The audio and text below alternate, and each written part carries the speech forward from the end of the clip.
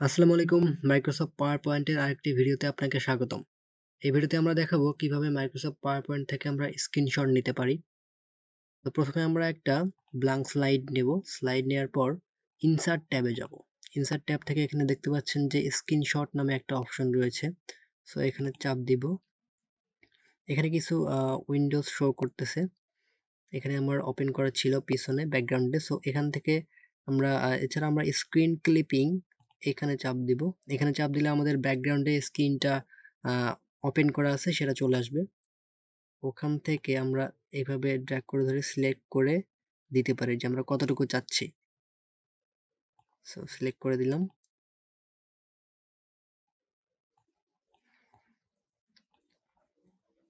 এছাড়া আমি এই স্ক্রিনটা ছাড়া আমি যদি অন্য কোনো ট্যাব নিতে চাই সেক্ষেত্রে আগে আমাকে ওই ট্যাবটা ওপেন করতে হবে। যেমন আমি চাচ্ছিলাম যে এইটার স্ক্রিনশট নিব।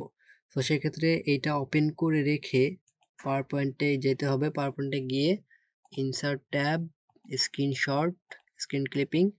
সো এখান থেকে তারপর সিলেক্ট করে দিতে হবে।